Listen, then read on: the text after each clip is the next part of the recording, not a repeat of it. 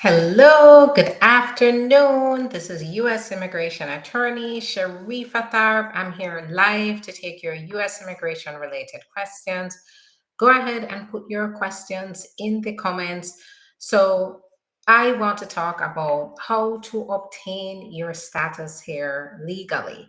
Whether you're here, whether you're outside of the United States, there are options that may be available to you, and I want to be able to start talking to you about this. Now, I want to let you know that the lives that I do are on YouTube. So they are on YouTube. So if you want to do a replay, you want to share a live, you can always go to the YouTube channel at Getting the Green Card, and you'll be able to access the replay there. And, if there's something more information that you missed or you want to get more detail about, then it's going to be posted there as a live. It's Getting the Green Card. So there is one type of relief that I really believe I need to talk to you about, because it is a type of relief that's important right now. Right now, it is all over the news that the Trump administration, they are creating detention sites for families as well as unaccompanied minors. So, based on the news articles we're seeing, they're targeting unaccompanied minors who are here in the United States. So, at first, they tried to take away their legal representation, the ones that did have legal representation. And now they have reversed on that, but now they're putting them through removal proceedings. This is a very vulnerable group of children, and there is special relief for them. And if you are fostering a child, or if you are a parent, maybe a single parent, um, and you're currently um, with that child who came into the country and they only have one single parent due to abandonment or abuse by the other parent, then you do qualify. Your child possibly qualifies for what's called SIJS. So SIJS is Special Immigrant Juvenile Status. And those unaccompanied minors do qualify. So when we say unaccompanied minors, children who came here, not just across the border, but who came here by plane without the parents, and the parents didn't want to take them back, they are considered unaccompanied minors here in the United States. And because of that, they're able to go through a two-step process to be able to get their papers here. They get a special status at first, and then they go ahead and they obtain their green card after they're approved for the special status and when their immigrant visa becomes current. Is so if you are taking care of a child here who is in that situation, you don't necessarily have to go and adopt them, especially if they're over the age of 16. They're under the age of 18, but they're over the age of 16. You cannot legally adopt them again. So now you have to look at other options. SIJS does require, the first step of this is to go to the state court and to obtain a predicate order. That's an order from the judge that recognizes that the child has been mistreated or abandoned by one or more parents. And the court then goes ahead and designates a guardian for that child. The guardian can be somebody that the court appoints, just depending on the situation. If both parents are not present or they're in foster care, the court can designate who the guardian is going to be, or if one parent is there, they can designate that one parent to be the guardian. Once that predicate order is issued, then you can move on to get the SIJS status on behalf of the child. It's very important to know each state, whoever can get a predicate order, the depends on the state rules. In most states, they require the child. Yes, hi Kinglanda, I am live. Go ahead and put your questions in the comments. So in some states, they do require in order to get this order, They require them to be under the age of 18.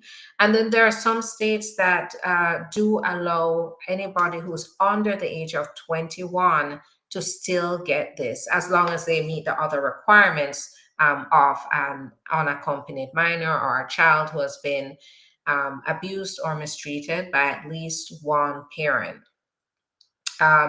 So it just depends on the state rules. But the basic thing that you should know about is first, the predicate order in state court, and then secondly, we go for the immigration relief. Now, why is that important? That's important because what by showing an immigration court that the child who is possibly going through removal proceedings is qualifies for this kind of relief, it means that the court is likely to terminate the case or continue the case while the child seeks relief and until they get approved, and then eventually terminate the case. So it is a valid form of defense to the deportation. So if you're taking care of a child who has been abandoned by their parent or parents and they're here in the United States, that is going to be an option that's available. We do the SIJS, but we definitely have to speak with you about this. And so you just need to make sure you call the office and we can do an initial evaluation and get you signed up to talk to you about, if you're taking care of the child, talk to you about how to go about this so that this child can get protection from deportation. So that is one form of relief that I'm pretty sure not a lot of people know about, just like VAWA, just like the T visa, and not a lot of people are educated about this. But you don't need to go do this on your own. You have us. You can contact immigration attorneys. We do it, so we will be able to assist you to get started on this ASAP. What should bring urgency here, of course, is the fact that they are going ahead and targeting those kids that they have on the record were unaccompanied minors. So they're extra vulnerable. And because of their vulnerability, they are going to be easier to put through removal proceedings. I don't know humanely how that can be done when there is a child here, they are children, they're vulnerable, and they have obviously nowhere else to go.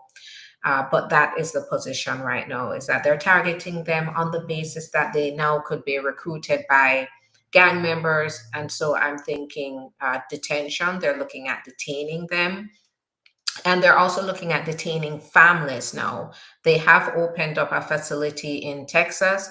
So when they go for the parents, they're taking the children.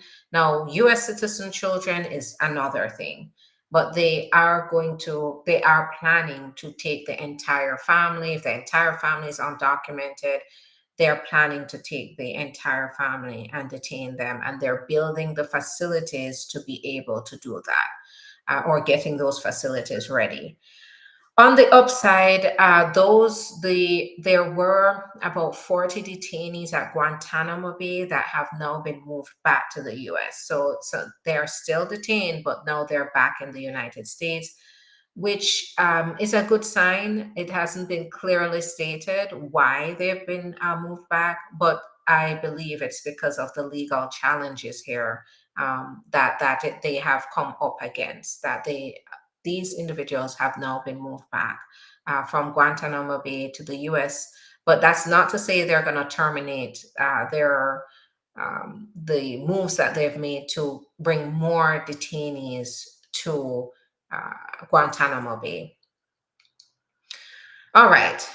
So that the SIJS is one way. Now, if you are here, whether you're here with your visa, if you're here with your visa is current, you have not overstayed the time, it's time to explore your options. Do not wait until it's too late.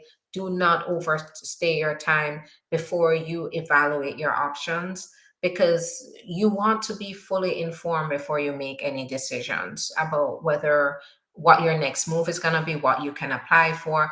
And too many times I see people applying for things that they don't qualify for, and they end up overstaying, and then their immigration status gets messed up, and it's hard to fix it. So always, if you have that opportunity, make sure you're getting in touch with us so we can talk about your options. We do offer an initial evaluation, so that could be a good starting point for you. But the purpose of the initial evaluation is not to waste your time and money, to figure out if we can help you, if you qualify for a benefit that we can help you with.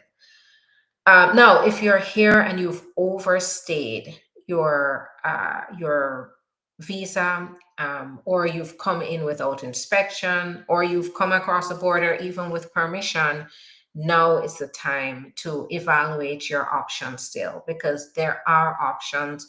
I see the misconception, people saying there are no options. Once you don't have your papers, there are no options. That's not true.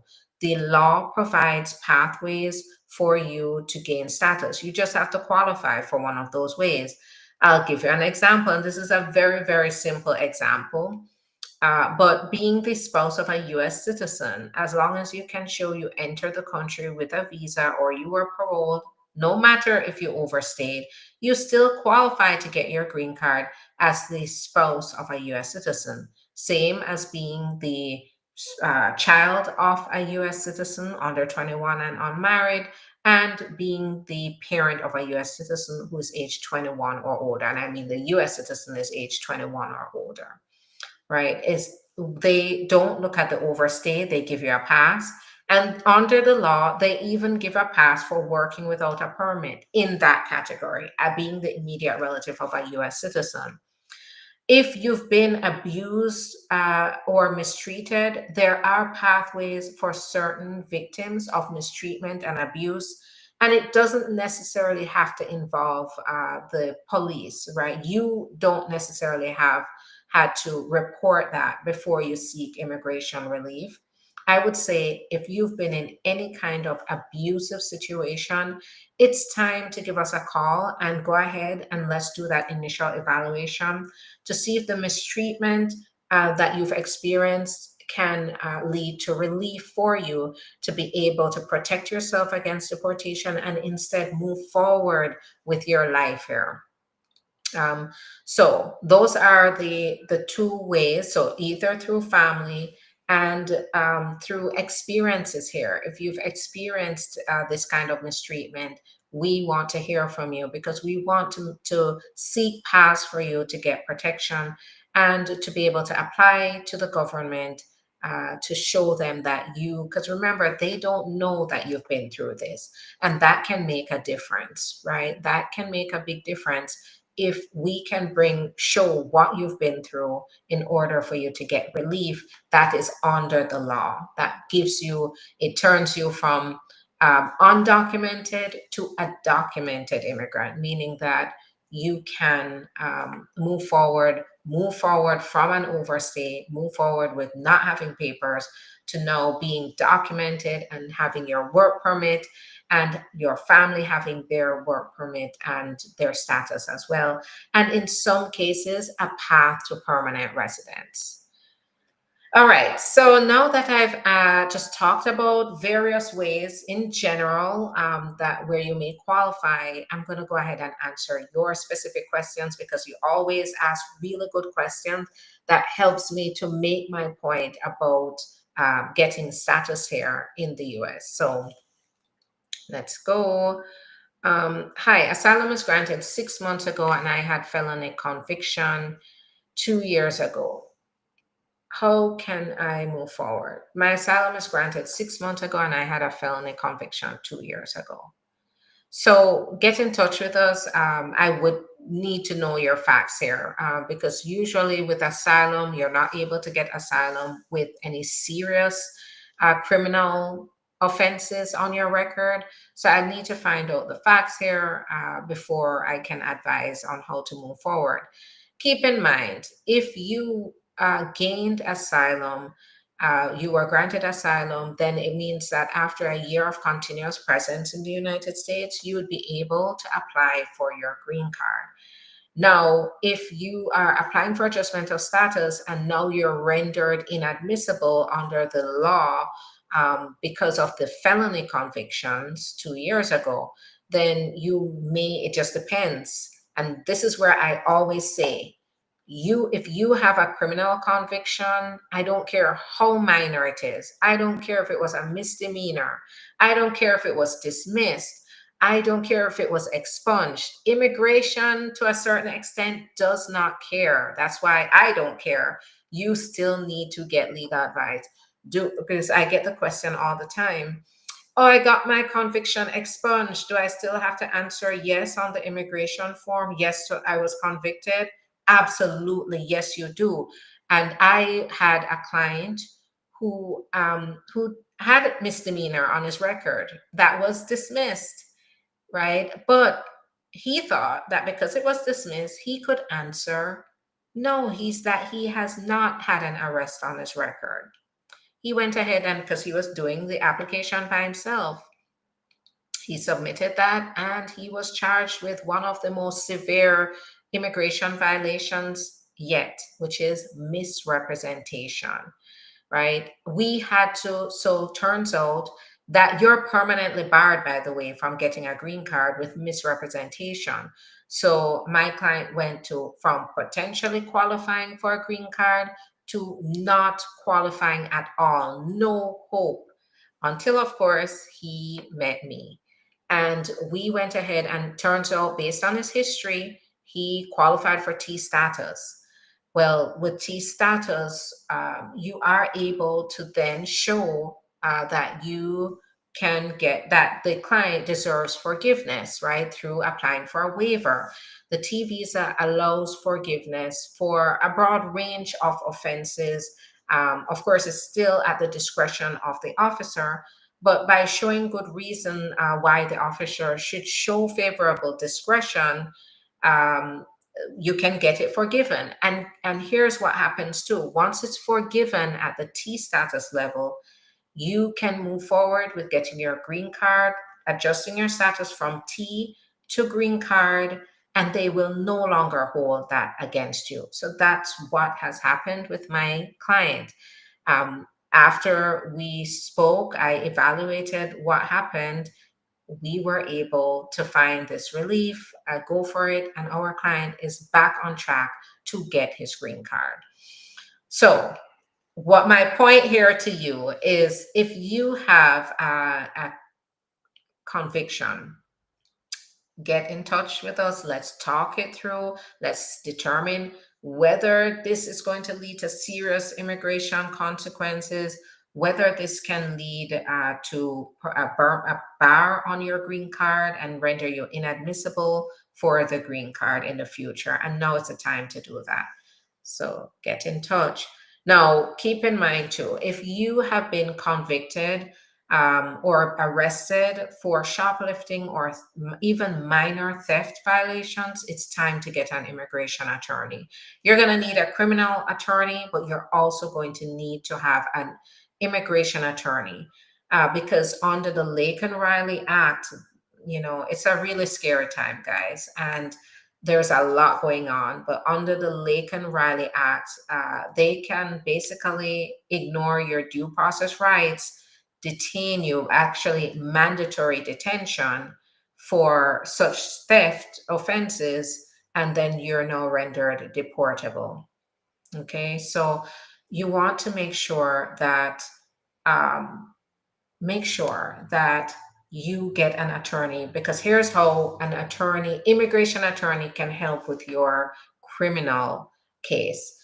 So the immigration attorney, so we just got done with a case like that. So one of my clients was arrested for a traffic offense and detained by ICE.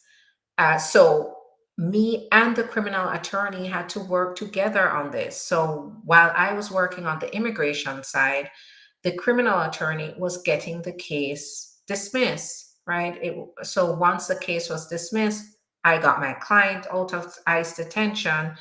The issue was fixed within a matter of weeks, and the client no longer has a an offense, is in no danger of removal because they have given him an offense that was made him deportable.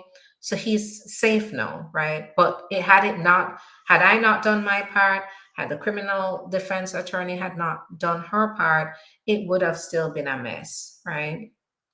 Um, so, how an immigration attorney can assist is advise, depending on the complexity of the criminal matter, can advise the criminal attorney and the client on the best course of action to avoid being deportable. That may mean going through a plea bargain with prosecution, and the plea bargain could bring it down from an offense that would be deportable to an offense that's not deportable, right? So that is the purpose. But some criminal defense attorneys do not know that they have to do that, right? Sometimes what they do is they go ahead and they still do the plea bargaining. And then they just tell the client, I'm going to do this deal. You just go to work with the immigration attorney to find out what it's going to do. But by the time the client goes to the immigration attorney to say, what charge should we have here? It's too late. The deal has been done, and the criminal attorney can no longer plead down the charges. So now, as an immigration attorney, we're just advising the client, yeah, based on everything, you're deportable. Now you have to look at possibly post conviction relief to prevent yourself from being removed or put into removal proceedings. That's important more than ever. But here's the deal. What I have noticed throughout my time representing clients is, and I say it's even a sad fact because some people don't have access to attorneys, but it makes a big difference. For example, had my client not had the representation of both and had the resources and the ability to have both me and the criminal defense attorney on board at the same time, it would have been a completely different story. My client would have been detained. My client would have possibly been missing their court appearances in criminal court or being transported there in chains for a traffic violation. And they would probably eventually be deported, right? It would be a complete mess. But because we have the expertise and the knowledge to jump on this quickly, to contact who we need to contact, to be able to make the case for our clients and advocate for them based on our knowledge of the law, the outcome was much better. There's sometimes these cases, especially now, this is especially what I'm finding now. There's going to be a lot of complex maneuvering in different types of cases. And that is definitely going to take legal representation and strategy. Right now, I spend a lot of time strategizing in regards to how to approach a case where my client is applying for T at the same time they're facing removal. There are ways to navigate that, but clients don't know that. So, here in a criminal case, definitely get an immigration attorney involved, and you can call us to work with your criminal defense attorney to advise you on how to move forward. Now, when it comes to the criminal offense, what we have to look at is we have to look at the statute. We have to look at whether the statute will make you deportable, will make you fall under a law, under immigration law that can make you deportable, right? And if so, then we look at potential alternatives to that. That's our job. So get in touch with us and let's talk. All right. Hi, can you go visit your home country after you become a US citizen through asylum? This is a very tricky question, and it really depends. I would say no. I'm very conservative about traveling for anybody. Now, US citizens are free to travel. US citizens have less, I think, of all the groups, of course, US citizens are the safest set of people to travel. But in this case, where your home country is tied to an asylum application that you filed in the past, and then now that you've gotten citizenship, you are going to that country, you need to show how the conditions in your country has changed. You need to be ready to explain how the threat that you originally faced is no longer existing there, because this is going to raise questions. And this administration, they are very sensitive to fraudulent applications, frivolous asylum applications. So you don't want to be accused of that, because what I see here is they jump, they detain, they send notices to appear, and you really have to rally all your resources together to defend against what they have brought, the accusations that they have brought. So if you want to avoid that, just think twice about traveling and look at your risk factors. I can't tell you whether to travel, but I can tell you that, based on the limited information you've given me, and from a general standpoint, this is not personalized legal advice, that, there's some risk and concerns there. My asylum is granted. Oh, so I answered that. Thanks for the follow, AC2 Pickles.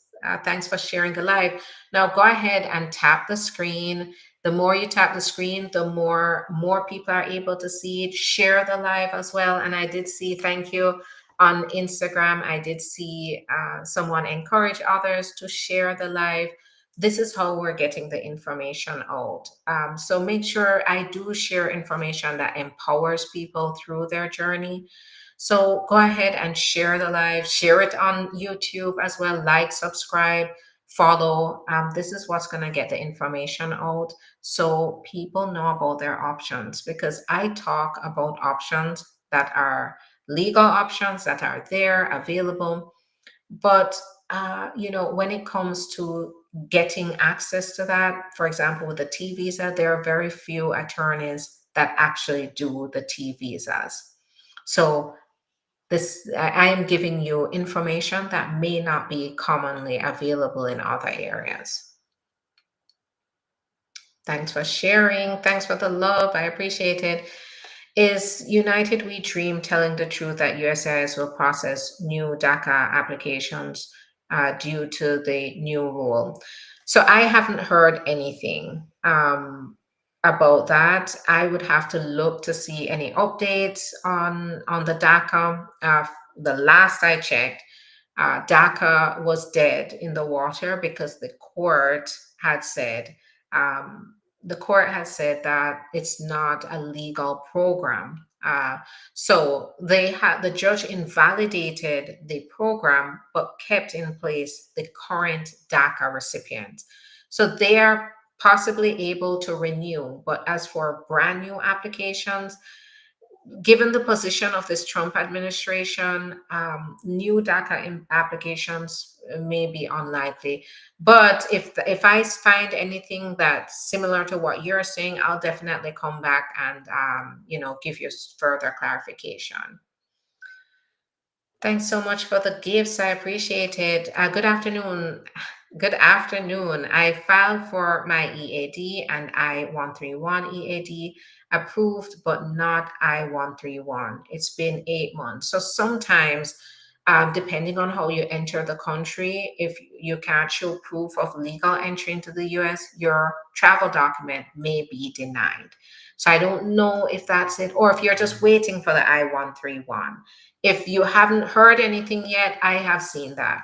What happens is they are rushing to get the EAD to you because most people want to work, and they're not necessarily concerned about the travel. Travel is like the last priority, but most people are just like, I want to have the proof that I can legally work so I can go out there and start helping myself. So the USCIS has been prioritizing. So they've been decoupling the EAD card, meaning both used to come on a combo card, but sometimes they issue the EAD without the travel document and then they issue it later.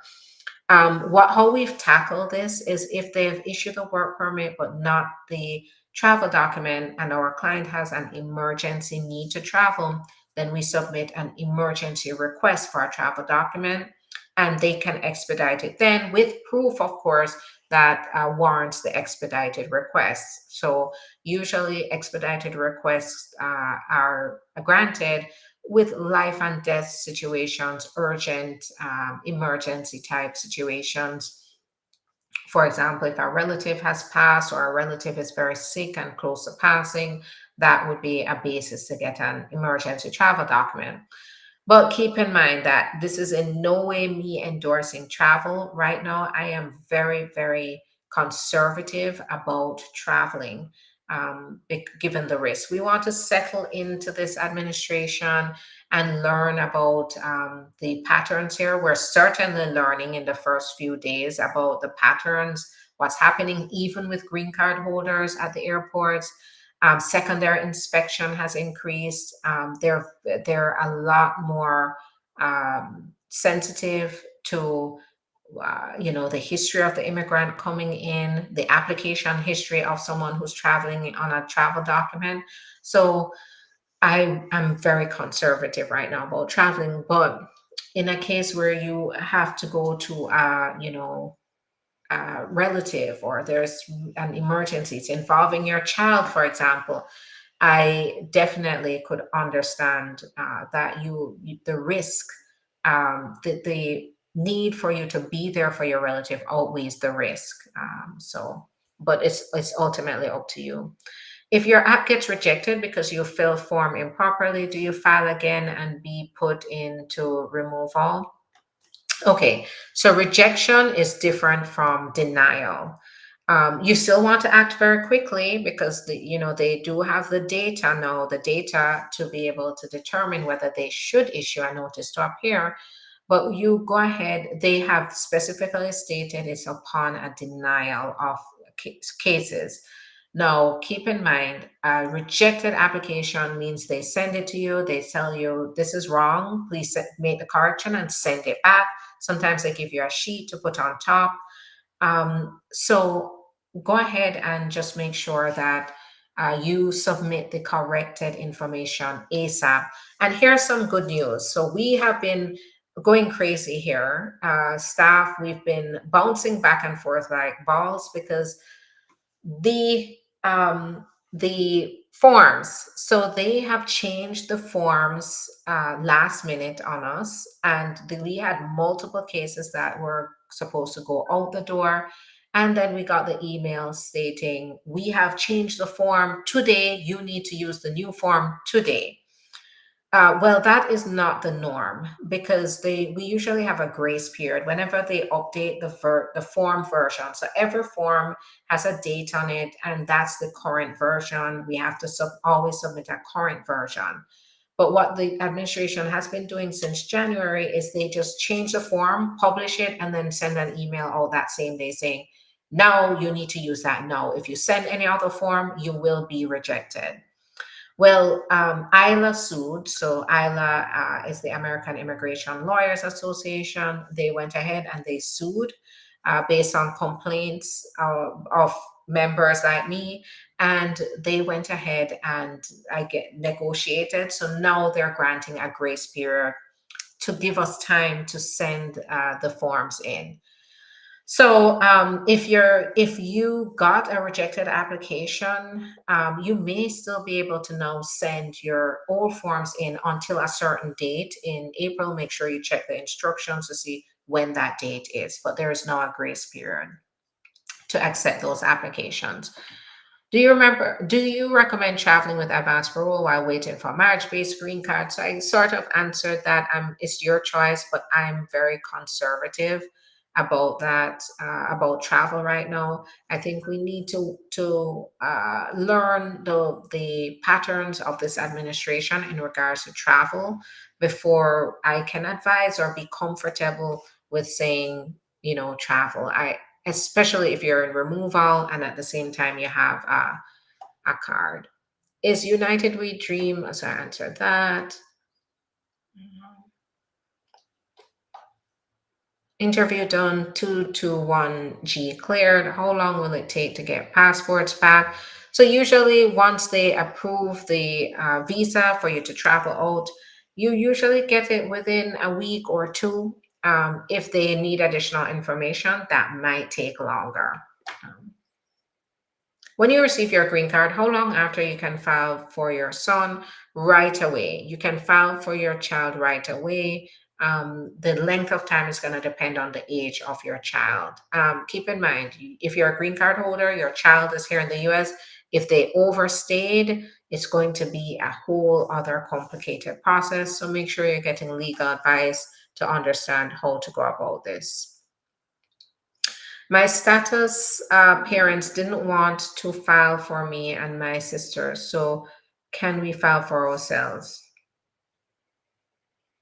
So I said your status parents. I'm not sure what status parents is, but if you're under the age of 21 and your parents would not file for you, either one of your parents wouldn't file for you, and they mistreated you, you may qualify to apply on your own. But it depends on your age here. If you're under 25, then you do have there is a possibility of applying for yourself through VAWA.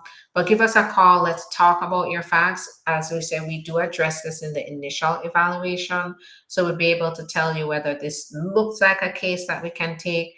If it does look like a case we can take, we definitely do a deep dive with you in a strategy session to talk about the potential options for you based on the mistreatment by your parents. But it all comes down to your age. If you're under 25, let's talk to see, but start with the initial evaluation. Where are you located? So we have an office. Our main office is in Delray Beach. And then we do have another location, Boca Raton, in Boca Raton. However, we do represent clients in all 50 states and the globe.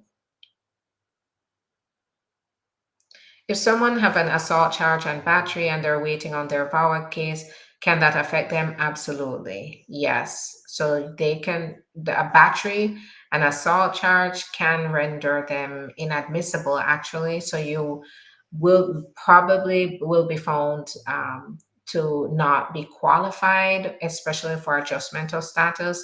So this is where we definitely get in touch with us. Let's see if there's talk about what happened and then see if there's a waiver available for you. I filed I-90 for my replacement on my lost green card. How many months so that I can get my permanent resident? So I've seen the replacements take a year to a year and a half. So it might take a while. How about status parent? Oh, sorry, I answered that. Hello, thanks for joining everybody. Okay, now if you want to go ahead and call, just make sure you go to the link in the profile. You'll see the links to the website. You can call from there, or you can go ahead and visit the website, fill out our form, and then we'll call you.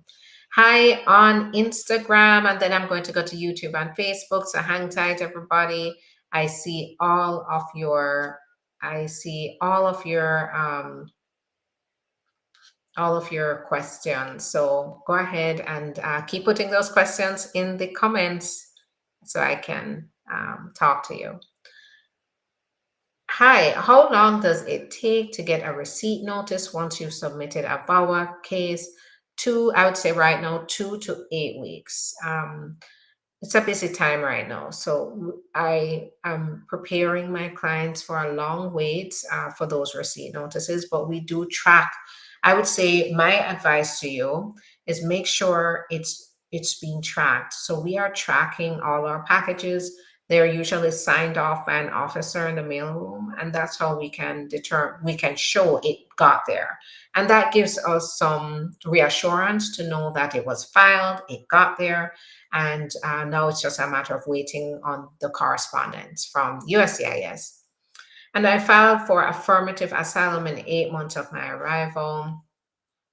So let's see, encrypted. Please refer to my question. My lawyer said this is an unusual pace that this has happened, so I'm not sure. I just applied for asylum in February, got my fingerprints in March, and now have an asylum interview in April. Everything happened between 4 to 5 days. I'm nervous about the interview. Yes, some people, this is definitely unusual. Some people are waiting for many years, 7 to 10 years. They're still waiting and frustrated. I don't know what country you're from, but there is an expedited process for Afghanistan citizens, so that may be what is happening here. But I would say just get ready with your lawyer for that interview and all the best going forward.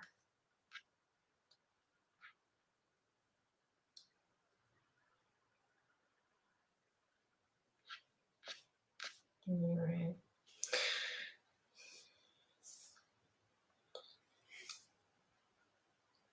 If you have enough evidence, would a marriage base with a divorce waiver be approved?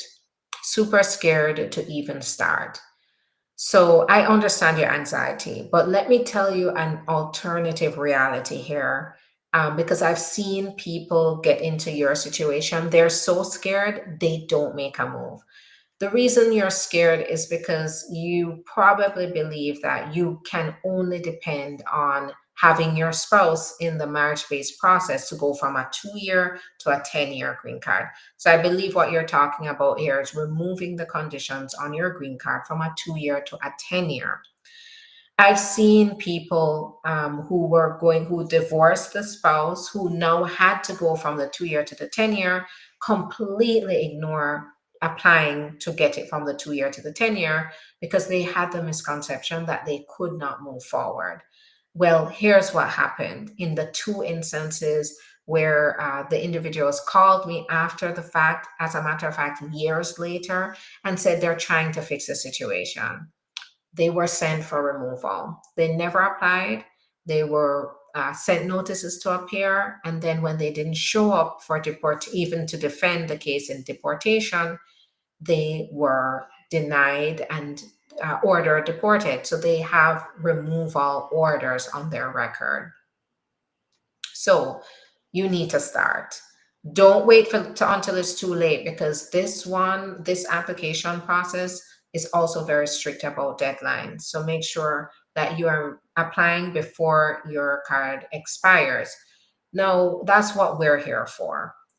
Yes, all of our clients are distressed and scared and nervous about the process, and the work that we do takes that stress off of them, so that we bear that burden. They don't have to. So we go ahead and we provide the information to be able to help them to get approved. The divorce waiver is one of the ways you can apply without that spouse. You would have to have proof of the divorce, final divorce, and you'd have to have proof of that the marriage was bona fide to be approved for this. There's also, if you are mistreated by that spouse, you're going to want to make sure that you are including that. But as I said before, that's our job. Get in touch with us, talk to us about the situation. We can definitely go ahead and get started. How long does it take to get a receipt notice? So I answered that.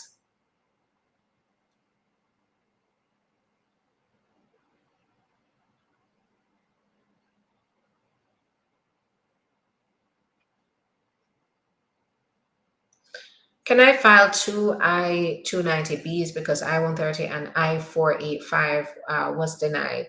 So you just have to be careful.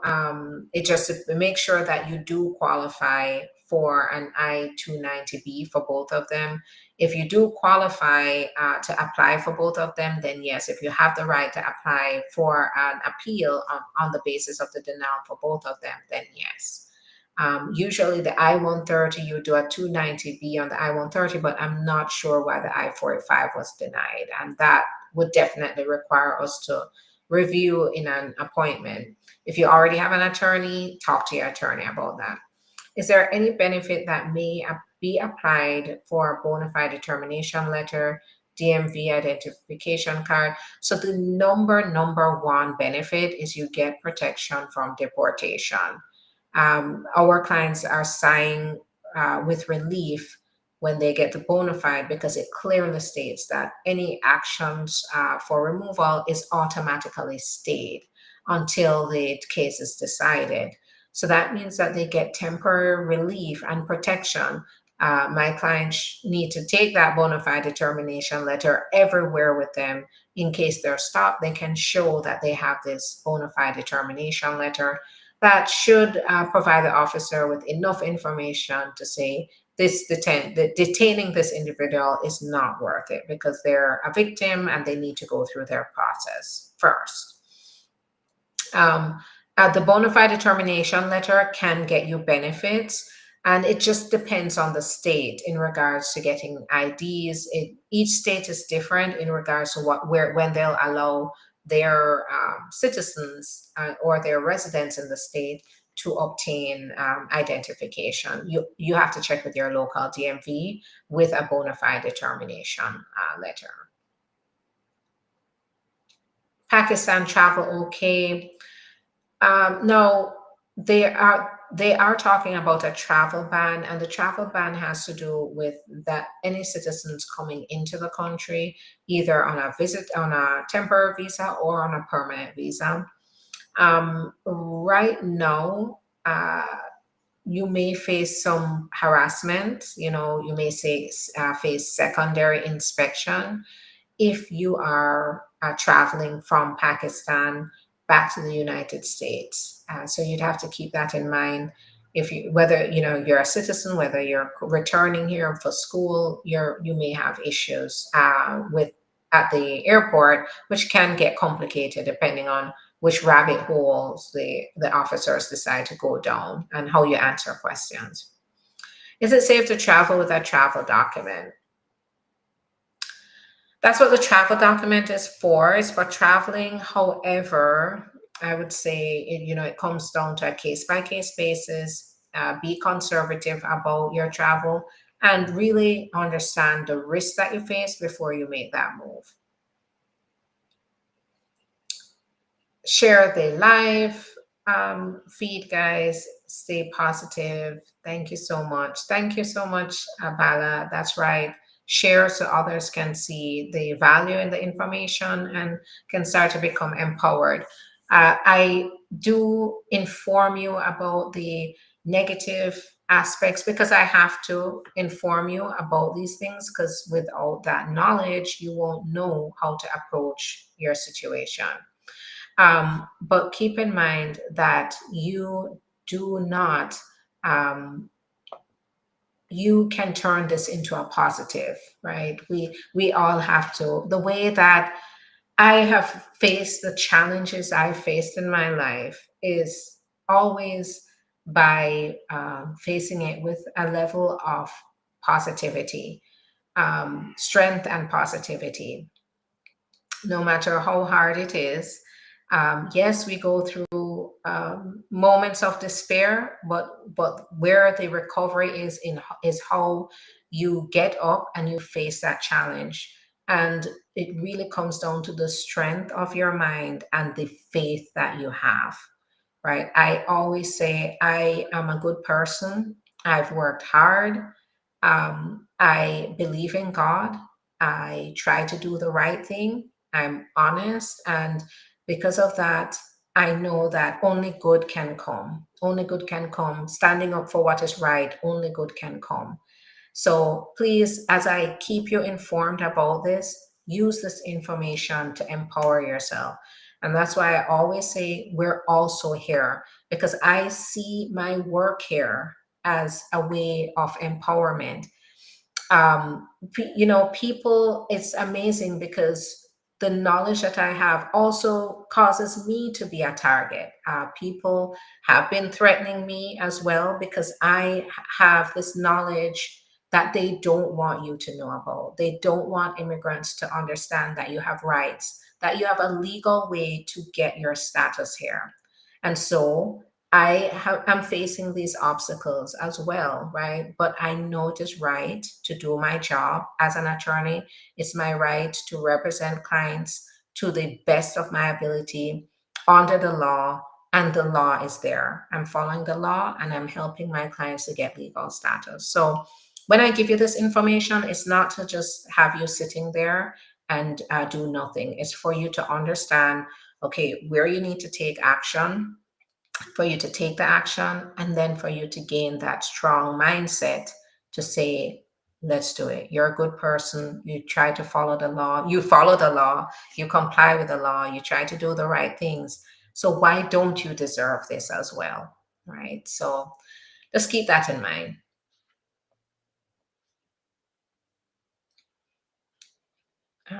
Good day. I want to file my paperwork. My wife is an American citizen, but she has not filed taxes for 2 years. What's your opinion on this? Should I go ahead and put in my application? So this is very detailed, but what I would say, if she hasn't filed her taxes, that's going to be a problem because they do require that the taxes for the last 3 years are filed, or she explains why. So, I've had situations where the American citizen spouse didn't file taxes.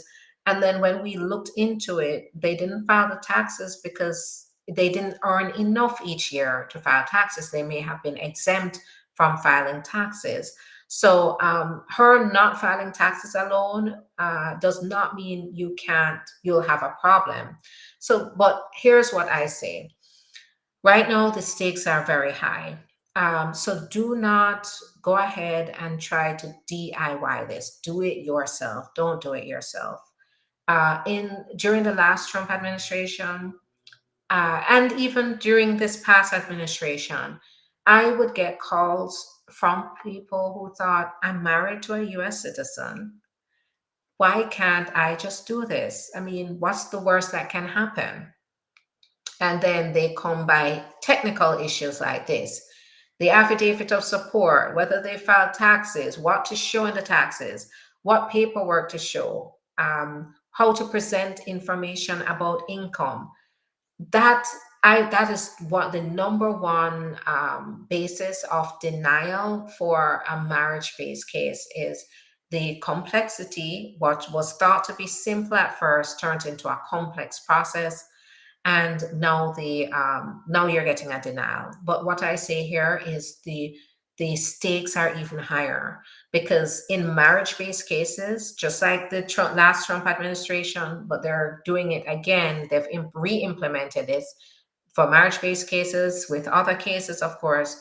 But marriage-based cases are not exempted from this. They are going to now issue notices to appear. So you and notices to appear to defend against removal. So you definitely don't want to risk it. It's worth it. What's your future worth to you? That's what I would say. Because the number one thing why people don't even reach out for help is, oh, it's too expensive. But then when you really know the consequences, the expense of those consequences, it turns out you would have backtracked and you would have just gone with an attorney. And in my cases, clients who did it by themselves end up paying me to go ahead and move forward, and it becomes more expensive to fix it because we're using more resources. We have to apply more strategy. We have to navigate a more complex landscape in this immigration process to be able to get our clients to success. So just think about that. The fact that you're asking about this means that it may be a problem. My daughter-in-law came here from Haiti on Biden program and just recently got married. Should she apply for the I-130? No. So I would say, if she's married to a U.S. citizen, and keep in mind too, even if the person isn't a U.S. citizen and her parole is current, she may still be able to qualify to adjust status, because adjustment of status covers parole. So it's possible. I would say there may be deadlines involved. So applying as soon as possible may not be an option. It may be a requirement. It may be urgent. So get in touch with us. Definitely, our schedules are filling up. So you definitely want to get in with us as soon as possible so we can evaluate it and get moving as quickly as we can on it. Um, Thank you so much, Bella. I appreciate that. My niece and her kids were attacked by the homeless, and her kids are scared to go to school. I'm so sorry. If this is if the kids and niece, if they are immigrants here, then the U visa may be a possibility because say you said niece and her kids. If the kids are under 21 and they were victimized, then even the mother would be able, your niece would be able to get her status. Now, the U visa is a long process, but keep in mind while the process is going forward, they can get protection from removal while the process is about 7 to 10 years. Maybe more now because the number of applications increase, and the more the numbers increases, the longer the wait list. So we need to understand though what happened here and was it reported to the police?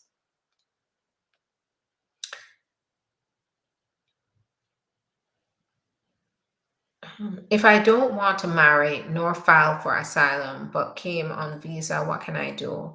Get in touch with us and let's talk.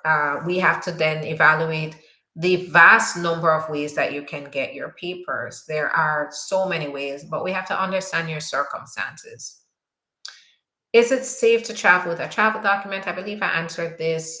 Just be conservative, be aware of the risk. That's what the travel document is for, but just be wary of the risk.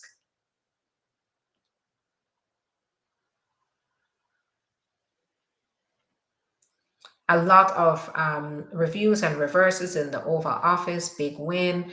That's right. So the legal challenges are working. That's why it's so important. And guys, that's why lawyers are very important now, because it's the lawyers that are doing the work here. The lawyers are following the laws. Even though this administration, they want to just say it is this way, it is up to us to challenge the law. The law is there, seek relief, it's there for you, right? And that's where our job comes in, where I'm not putting my foot on the brakes here. If you qualify for something under the law, I want to make sure that you get it, and I advocate for my clients to get that relief. So make sure you understand the laws are there for you. The laws are there to be obeyed, and lawyers are working hard to make sure that that is happening. There was a new ruling this morning from the Oval Office. Okay, so this is just a comment.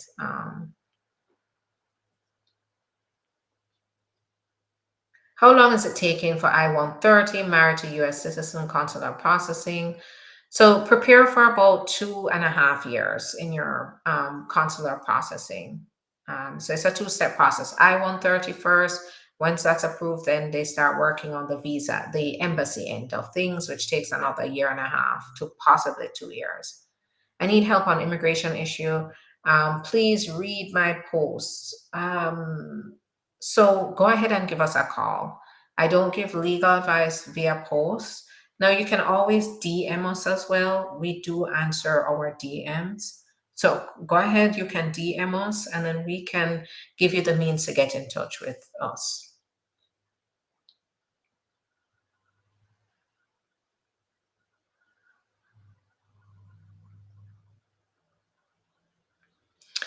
I will want to ask if that is true that all I-130s are frozen right now. No, that's not true. Um, right now, I'm getting receipt notices. And the receipt notices means it's continuing, it's being processed. What we may see are longer processing times. That's definitely going to be a reality of our situation. And, we're coming out of the last Trump administration where processing times went very, very long. And they just started to work on processing times getting shorter under the last administration. We saw citizenships go from a year and a half to as little as 2 months. We saw marriage based cases being issued in 4 to 10 months.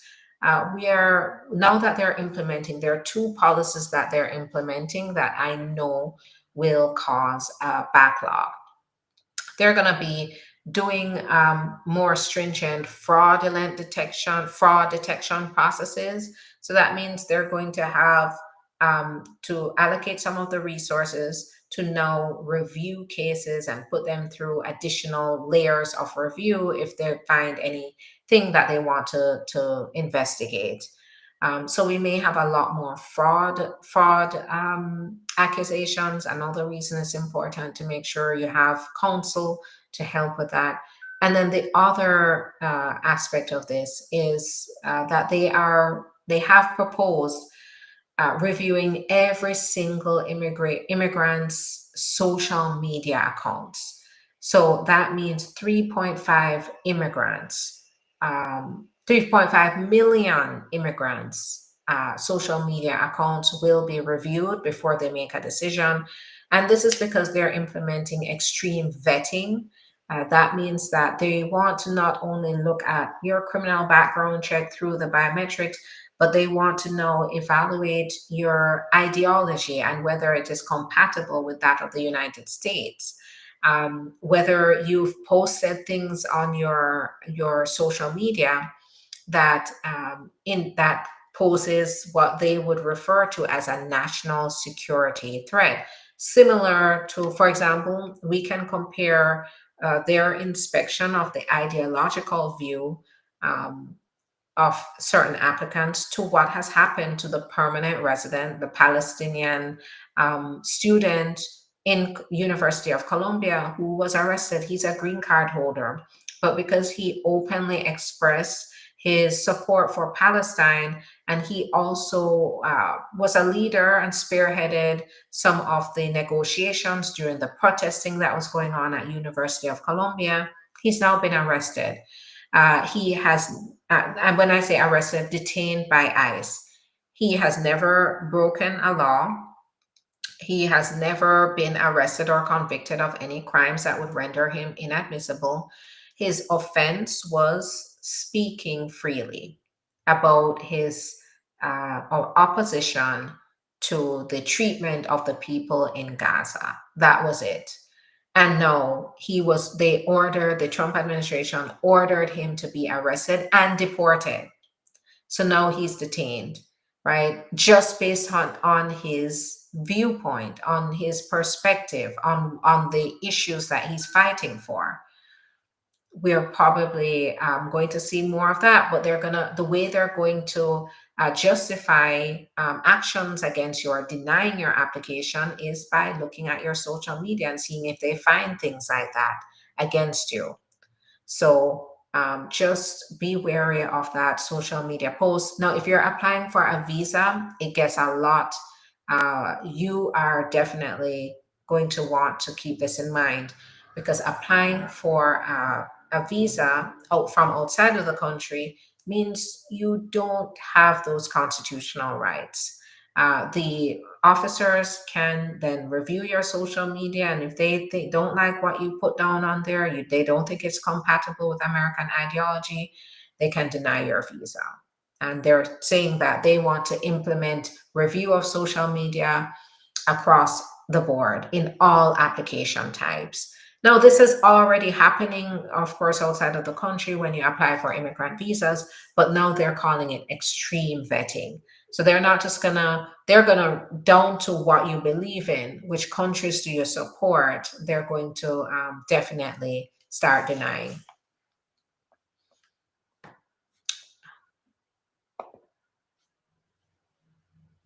Do you specialize in EB1 and EB2? If you qualify, we can help you with that. So EB1 is extraordinary ability, EB2 is national interest waiver. These are ways that you can sponsor yourself. But we do have to evaluate whether you qualify, because these are very specific qualifications. So definitely get in touch with us. If you're looking at an employment base and you're looking to sponsor yourself, then we want to hear from you. Um, Hi there, good morning.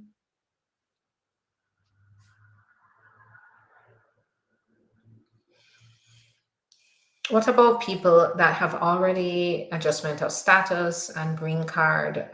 So, For the most part, they're safe, but I think what happened to this green card holder, Palestinian student, shows that our green card holders truly safe from harassment, from their First Amendment rights being violated. I would say this shows a certain level of vulnerability for everybody involved. Okay, hi there on YouTube. Thanks so much for your patience. Let's see. So I answered that about kids being attacked. N400 interview done on December 9th, 2024, and I still didn't get my decision. What should I do in the situation? So usually they have 120 days to respond. So I would say reach out if, I don't know if 120 days have passed yet, but count those days. If those have passed, then it's time to reach out to find out what the status is of your case and what the reason is for the delay. Can you answer my question? I have filed for I-130 and I-45 about 12 months ago through U.S. citizen spouse, but in this month I received interview letter. Is this normal? Why is it taking so long? Yes, they're issuing interview notices now for marriage base. So we're going to be seeing a lot more interviews. If I was married and my spouse got pregnant by someone else, and said she do want to be in the marriage, she doesn't want to be in the marriage anymore, and file for divorce, can my naturalized parents file I-130 for me? This is a red flag. If your spouse went and got pregnant for somebody else and now does not want to be in the marriage, they cheated on you. And while cheating itself is not abuse, I would say the facts here are going to matter. When she was putting you through this, did she have any regard for your feelings? Did she start to treat you badly as you were going through this? Did she have no regret? How did this all happen? You may be able to qualify for VAWA, so give us a call. And even if you file for divorce, you can still qualify to apply on your own. But we need to understand the facts here to determine whether VAWA is going to be a good option. I have a 10-year green card and want to travel with my US citizen spouse for 2 weeks to Jamaica. Should I be worried? Now, here's what I say. I'm not your attorney. I can't tell you personally what to do. It's your choice. I would say right now, there are more risk in some cases than others. I would say if you're a green card holder, you have anything in your background, if you're going from a 2-year to a 10-year, you're in the middle of your application process, you were put in removal proceedings, you stayed outside of the country for too long in the past, those are at higher risk to be issued a notice to appear at the airport and to have serious problems and go through secondary inspection and further interrogation. If you have your 10-year green card, you have nothing like that in your background. Oh, and arrest as well. If you have a new arrest in your background, you definitely want to consider getting legal advice first and reconsider travel. But if you have your 10-year green card, nothing has changed in your background. You're still married to the US spouse who sponsored you. You have not been put in any kind of removal. You're not in an immigration process right now. I would say that the risk is much, much, much lower, much, much, much lower, right? Because as a green card holder, you can travel, but we're just finding that some green card holders are facing more risk than others. If there's nothing in your background to be concerned about, you have your 10-year, you're with your spouse who sponsored you, taking a 2-week vacation shouldn't be a problem. But keep in mind, by the way, that you should not be exceeding 6 months on your trip. And 6 months is pushing it, by the way. If I was married and my spouse got pregnant, okay, so answered that. Answered that. All right. So that's going to be it from me today. Thank you, everybody, for your time. Let me see. I see one more here.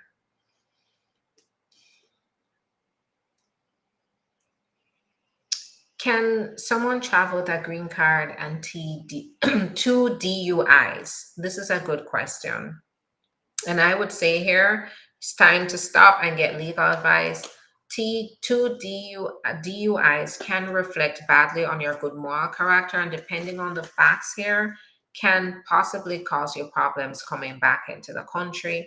So you definitely want to just make sure you're fully informed about the consequences of those before doing any kind of travel. I'm applying for my son under 18 for green card. He got rejected because of a visa bulletin. Yes, so that is a very common mistake because I think it's the one thing that's overlooked is the national visa bulletin. Get in touch with us and let's see if what happened, if there's any way to fix it, what's the current status of your son. Hopefully he hasn't overstayed yet because that can affect his ability to adjust status.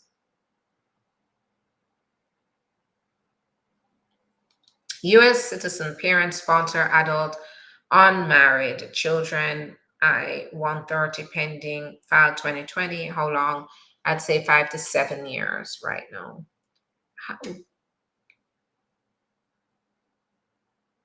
When I sent an I-130, I didn't send an I-130A. Is it a problem? It might be rejected. If it wasn't rejected, you might get a request for evidence for it. Do you recommend to file my petition through my son? Let me see.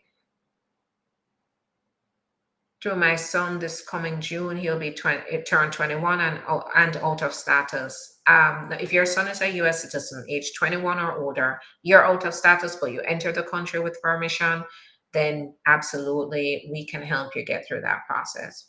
Is President Trump's new immigration laws have effect on the 2024 applicants? I'm sure that there will be changes that we'll be experiencing. So nobody is immune from the changes.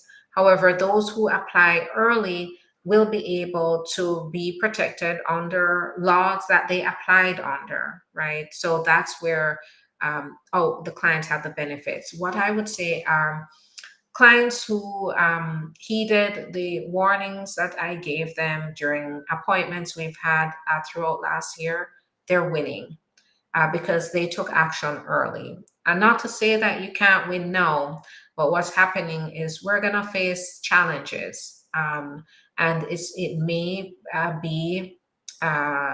it may be very tedious. We might see more requests for evidence.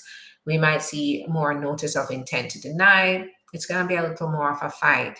So I would say this: as soon as you know you qualify for something, just get on it now because there are going to be changes coming, changes coming. The important thing is you don't apply at a time where there's a change so detrimental that you don't have the ability to apply at all. U.S. citizen, parent, sponsor. So let's see. Someone who seeks asylum gets married to an American citizen, but have a relative in the army to help. So having a relative in the military isn't going to be much help, except for the affidavit of support. But having U.S. No, it depends on how you enter too. Did you enter with parole? Did you enter with a visa? If you did, even if you overstayed and now you're applying for asylum, you still may be able to qualify through the American citizen. But we need to get the facts here to make sure that that all will work out. What is the waiting time when you filed for your brother? I did, and 10 years passed, and he's still. So it's taking about 14 years now. So you may still have a little way to go. If I have a green card and I travel for vacation to Iraq, is the ban gonna affect me? Is the ban going to affect me? So I would look at it, I would have to understand how you got your green card. Was it through asylum? Did you claim any threats that happened in your country against you? That is going to be one reason you may want to reconsider the travel. But in regards to the travel ban, it was usually didn't ban the citizens from traveling to the country, but it banned the citizens of that country from coming into the US in certain capacity. So, what you may experience coming if you do travel, but we still have yet, by the way, to see the details of the travel ban. But what we did see is that when those who traveled from those countries were returning to the US, they did face scrutiny. And with a green card, I'm pretty sure they're going to start looking, because the whole premise of travel ban is their national, the countries, citizens of those countries present a national security threat. So if you're going there as a green card holder and you're coming back, they're going to interrogate you about what was your purpose of travel there. And if they may find a basis based on your answers to then put you through a lot of problems. So you have to think this through. I That's why I'm conservative about travel right now. All right, I have to go. Thank you so much. These are all great questions. Keep these great questions coming. They're all valid, and it helps me to help you understand immigration, understand ways to gain your status here. So thank you again. Please go ahead, like, subscribe, share. These are the and follow. These are the ways that we are going to get this information out to the people that need to be empowered through the process. People who need to know where they can reach out for help can do that. The ST Law Office, we're here to represent immigrants, and that means that it is a safe space for you to be able to contact us and talk to us about your situation so we can advise you. As an immigration attorney, and as an attorney in general, our number one priority under the ethical rules is to make sure we maintain confidentiality, and when you become our client's attorney client privilege.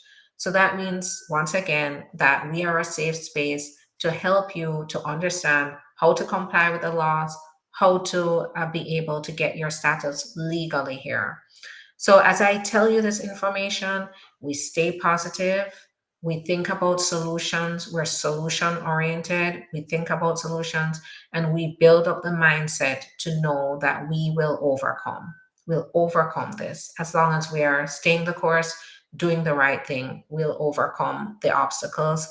That's exactly what I do in my personal life and my professional life. So, you're not alone, and we're here. Okay. Have a great one. Have a good one. And I'll talk to you tomorrow. I'll work to get back on tomorrow. But keep in mind, like, follow, subscribe, because that is how you're going to see when I come on. You're going to join me if you're available. And then if you want to catch a replay of the live, as soon as I come off, this is going to be posted on Getting the It's probably streaming now, but it's going to stay there. And the channel is called Getting the Green Card. I also post longer content there, longer videos talking in detail about different types of immigration issues and updates and news.